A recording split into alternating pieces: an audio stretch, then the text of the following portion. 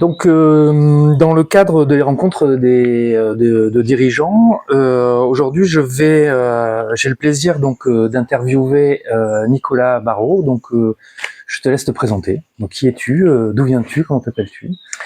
Alors, je m'appelle Nicolas Barraud. Je suis donc de Pignan. Nous sommes ici dans mon cabinet expertise comptable. Donc, je suis expert comptable depuis une vingtaine d'années. Le cabinet était à Montpellier auparavant, et depuis 4-5 ans on est ici. J'habite à Murville et Montpellier. J'ai 48 ans, 4 filles qui vont de 18 à 6 ans, de 2 unions différentes. Et voilà. Et je suis marié. Ok, merci. Donc je suis là, en fait, je vais te poser quelques questions en fait pour avoir ton avis, tes impressions et puis ton expertise, ou en tout cas ton expérience. Mon humble expertise. Ton humble expertise, mais non, mais voilà, tu es expert en comptabilité, donc peut-être que tu es expert en d'autres choses. Donc la première question, c'est comment est-ce que tu fais pour gérer le stress au quotidien lié à la gestion de ton entreprise? Alors c'est assez divers, c'est vrai que c'est des questions qu'on se pose pas forcément. Et donc quand j'y réfléchis, c'est une succession de beaucoup de choses en fait. Beaucoup effectivement de petites routines qui s'installent. Alors déjà quand j'y pense, le sport pour moi est quelque chose d'assez important. Donc ça va être du sport collectif. Je jouais étant plus jeune au squash, ça me défoulait bien. C'était vraiment un exutoire. Et après tout type de sport. Aujourd'hui, je suis plutôt golf. C'est plutôt du golf, d'accord. C'est des vrais moments où je suis connecté à la nature en fait. Et je me suis remis là, depuis cet été à la course à pied. D'accord. Voilà, je fais des semi-marathons aujourd'hui et ça me va très bien, pas plus. Mais pour faire des semi-marathons, il faut courir 3 fois par semaine. Et 3 fois par semaine, le midi, le soir, le matin. Là, ce matin, j'ai fait, on a couru 1h30 avec des amis. Et pour moi, le sport est la première chose auquel je peux penser par rapport au stress. Ok, donc tu me parles effectivement, donc tu fais beaucoup de sport. Quelle routine ou habitude est-ce que tu as mis en place pour maintenir un équilibre mental ou physique? Donc physique, tu m'as dit le sport. Est-ce que tu as des routines particulières par rapport à l'équilibre? Alors mental, ça fait une dizaine d'années que je fais des stages de développement personnel, et dans ce cadre-là, j'ai découvert la méditation. Donc la méditation est pour moi un vrai pilier pour arriver mentalement à m'équilibrer. Là, je le sens direct. Et il y a une autre technique que j'ai découverte il y a 4-5 ans maintenant, c'est la cohérence cardiaque. Et là, pour le coup, c'est plus rapide et chez moi beaucoup plus efficace. Une autre question que les dirigeants se posent, comment est-ce que tu gères ta vie entre ta vie pro et ta vie perso? Comment est-ce que tu gères ça? Alors c'est une vraie question. C'est une vraie question parce que voilà, on travaille pas loin de la maison. Je suis à 5 minutes de la maison, mais déjà je ne travaille pas de la maison. Je travaille avec mon épouse qui est dans la société. Le cabinet est un petit cabinet, on est 8 en tout. Donc il y a un vrai sujet, les clients sont beaucoup de la famille et des amis, donc c'est un vrai sujet. Voilà, comment j'arrive à déconnecter finalement la vie pro et perso, on va dire c'est l'expérience, le temps qui m'a appris à déconnecter en fait quand j'étais à la maison, à déconnecter du boulot, et quand je suis au boulot bien évidemment d'être dans le boulot, mais dans ce sens-là ça va à peu près. Est-ce que le temps et l'expérience font qu'aujourd'hui tu gères beaucoup mieux ça? Oui, beaucoup mieux. Donc il y a aussi une question d'expérience, d'expérimenter. Au début on est un peu tout feu tout flamme, on cherche à se développer, on va dire qu'on est dans les phases critiques de l'entreprise, de la société, on veut se développer, donc on va facilement avoir une porosité du pro à la maison. Avec le temps on s'aperçoit que on n'a pas besoin de ça, et surtout pour durer on a besoin d'un équilibre et surtout d'être à la maison chez soi. Quels sont les moments les plus difficiles que tu as rencontrés dans ton entreprise et comment est-ce que tu les as surmontés? Justement la création. Pour moi, alors c'est pas forcément difficile, mais c'est les moments sur lesquels j'ai dû mettre le plus d'énergie. Et donc c'est cette phase de création, la phase où on vise sa plaque, on a le diplôme et on veut avoir son cabinet avec sa clientèle. Voilà, c'est une phase où moi j'y ai mis beaucoup d'énergie, je suis peut-être moins écouté aussi perso. Voilà, au détriment de mon équilibre justement mental, physique, etc. Voilà, c'était une période, alors pas forcément, je dirais pas difficile, mais énergivore. D'accord, ok. Donc quelle place est-ce que tu accordes à ta santé physique dans ton rôle de dirigeant et comment est-ce que ça peut influencer ton bien-être global? C'est primordial. Primordial. Ouais. Ouais. Alors on parle d'avoir une entreprise sur du moyen long terme et c'est primordial encore plus depuis 4-5 ans. Moi je vois aussi par rapport à ma clientèle l'équilibre physique et mental sont primordiaux aujourd'hui et le physique pour moi c'est un pilier indispensable. Comment est-ce que tu gères la pression des responsabilités importantes et les prises de décisions critiques au quotidien? C'est un peu redondant comme question, mais peut-être ça ouvre sur d'autres. Comment est-ce que tu gères ces crises? J'essaye de pas prendre les décisions à chaud. Voilà. J'essaie d'être le plus entouré possible aussi, de demander le plus de conseils possible à droite à gauche. Je fais partie d'un réseau professionnel Centre des jeunes dirigeants qui m'a aussi transformé et qui m'apporte énormément de recul sur des situations et avec j'adore l'effet miroir. C'est-à-dire que finalement on arrive facilement à analyser une personne au travers de ce qu'il va nous dire et de ce qu'il reflète, mais soi-même c'est hyper difficile. Donc en fait, moi j'aime bien lorsqu'il y a une décision importante à prendre, avoir le ressenti des autres par rapport à ce que moi je reflète.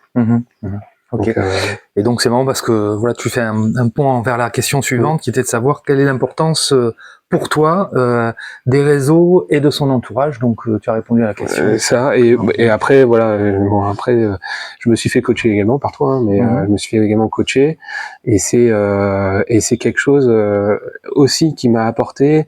Alors là, pour le coup, autant le réseau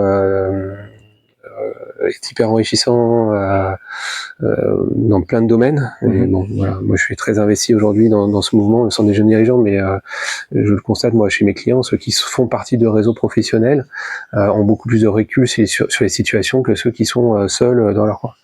Mais le coaching, alors là pour le coup, on va aller vraiment vers quelque chose de beaucoup plus pointu et adapté. Sur mesure. Et moi, pour moi, c'était quelque chose qui était nouveau. Depuis un an, c'est quelque chose que je connaissais pas. Pareil, mes propres clients qui sont coachés, je le vois. Je le vois dans leur façon de prendre des décisions, dans leur façon d'être et dans le recul qu'ils ont sur les situations. Et donc, une dernière question. Voilà, quel conseil est-ce que tu donnerais à d'autres entrepreneurs qui se sentent dépassés par la recherche de travail, le stress lié à leur entreprise? Ouais, pour moi, il y a deux clés. C'est le réseau, voilà, être entouré. Par la famille et l'entourage, c'est pas évident. On parlait tout à l'heure de cloisonnement entre la vie pro et perso, et c'est vrai que ce cloisonnement-là, il peut être difficile pour partager son expérience professionnelle. Et donc les réseaux professionnels pour moi sont des vraies soupapes. Et après le coaching, bien évidemment, c'est quelque chose qui pour moi m'a apporté, mais je le constate également chez les autres sur du mesure en ce moment, la mer est agitée pour tout le monde. On a tous une mer agitée. Je ne connais personne qui a une mer calme. Voilà. Donc, qu'est-ce qu'on fait? On arrête tout? Non, en fait, on est tous sur cette même mer. Donc, en fait, on a tous un bateau à diriger. Et ce bateau, effectivement, il est un peu plus compliqué à diriger sur des grosses vagues. Néanmoins, voilà, on y arrive, en fait. Et c'est juste qu'effectivement, l'entourage, pour moi, est hyper important. Voilà. Entourage pro, réseau et coach. Ok. Voilà. Merci. Donc Nicolas, on a travaillé ensemble et je voulais savoir quel changement est-ce que tu as remarqué dans ta manière de gérer le stress et les défis depuis que tu as commencé un travail de coaching? depuis ce que tu as fait en coaching? Est-ce que ça a changé quelque chose? Alors déjà, j'ai eu un autre regard sur la situation, pour moi, sans émotion, on va dire. D'avoir quelqu'un extérieur à la situation qui était toi hein, et qui m'a suivi sur cette durée-là. Bon, on peut expliquer le contexte. En fait, j'ai perdu mon frère en début d'année et je me suis retrouvé effectivement mentalement avec un gros down en fait. Bon. C'était mais évidemment émotionnellement compliqué et donc en fait ce que ça m'a apporté c'est que tu avais une position tout à fait neutre par rapport à ça et donc on a eu des échanges qui m'ont permis d'avancer moi en fait. J'ai eu l'image, je te l'ai dit de temps en temps, hein, mais l'image du plongeur en apnée qui a touché le fond et qui remonte avec la corde et qui voilà régulièrement à cette personne pendant la remontée qui vérifie que tous les signaux sont bons pour remonter jusqu'à la surface sans avoir affaire à de l'assistance médicale. Et cette personne, c'était toi, c'était le coach en fait. Voilà, moi cette image, c'était ça. Ok, donc néanmoins voilà. C'est moi qui remonte en fait. Ouais, hein. C'est pas voilà quoi. Ça c'est clair et c'est vrai que ça permet de en fait le coaching il est par rapport à l'entreprise, mais en fait c'est complètement global puisque là c'était par rapport à quelque chose de perso, mais qui jouait effectivement le bien-être du dirigeant, c'est complet en fait. Il y a sa vie pro, il y a sa vie perso, il y a les problématiques qu'il peut rencontrer ou ses joies aussi d'ailleurs qui peuvent être super intéressantes et dynamiser la boîte de la même manière. Donc c'est quelque chose de global en fait. Donc prise en compte globale. Quelle a été la plus grande leçon que tu as apprise sur toi au cours du processus de coaching? Est-ce que tu as quelque chose que tu as découvert que tu imaginais pas ou qui t'a permis de peut-être de voir les choses un peu différemment ou d'engager une nouvelle manière de faire ou d'être dans ta vie perso ou dans ton Alors une fois de plus moi ça a été la reconnexion avec là où tu m'as ouvert les yeux à fond en fait c'était une des premières séances où j'ai eu un gros un truc un gros flash, c'est le fait que je m'étais déconnecté de moi en fait.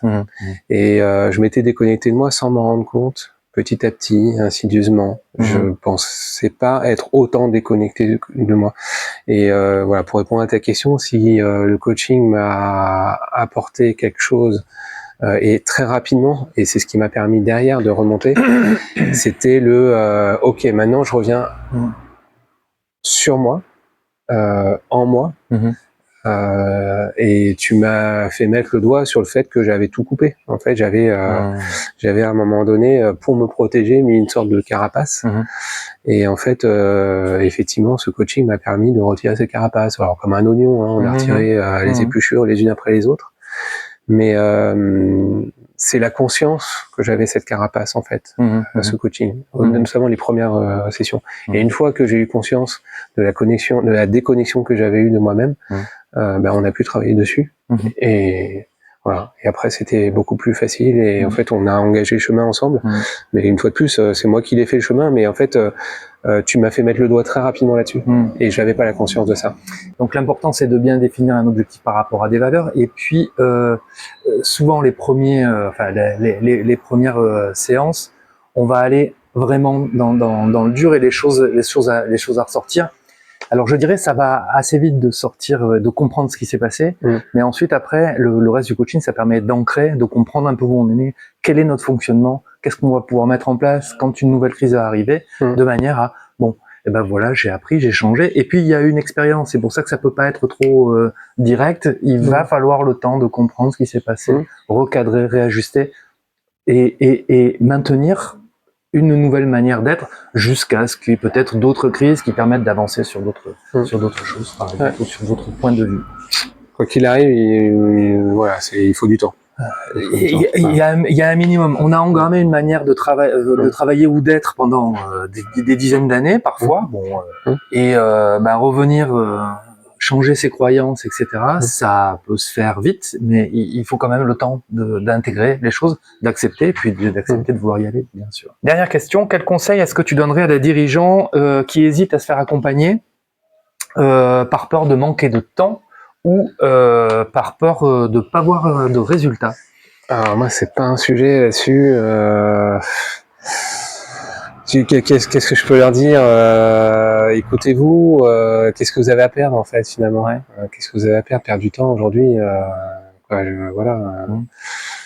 On passe tellement de temps devant les écrans à faire des choses qui servent à rien que pour moi c'est tellement précieux en fait.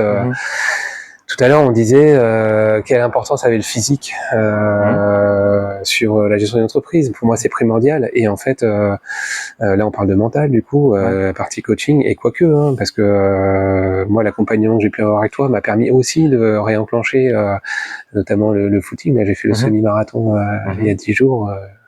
C'était un aboutissement de 3-4 mois là, voilà, notamment qu'on avait démarré ensemble. Non, c'est pas possible pour moi, le mental et le physique sont deux piliers. Et le coaching, en fait, si on n'arrive pas à prendre de temps pour ça, c'est compliqué. Non, après une fois de plus, mon métier m'amène à voir plusieurs situations, plusieurs cas, plusieurs personnes qui partent en burn-out, et il y a des points communs parmi toutes ces personnes, notamment le manque d'accompagnement, le manque de discernement, le manque de recul. À l'inverse, bon, voilà, la mer est agitée pour tout le monde, je le disais tout à l'heure, mais voilà, il y a ceux qui se dire qu'on peut y arriver sans coach ou sans réseau pro ou sans entourage, c'est se donner moins de moyens, quoi. C'est finalement être dans cette mer agitée avec une petite barquette, quoi. On peut y arriver, mais c'est plus compliqué. Voilà. Bon, Nicolas, merci beaucoup. Merci à toi. J'en profite pour te remercier. Je t'en prie. Et puis, alors attends, comment je vais dire? Donc, on remercie beaucoup Nicolas de son temps précieux qu'il nous a accordé. Donc, très prochainement, j'interviewerai une prochaine personne, Muriel Fournier. Mais ça, on aura l'occasion d'en parler à la prochaine vidéo. Merci beaucoup et merci Nicolas. Merci Greg.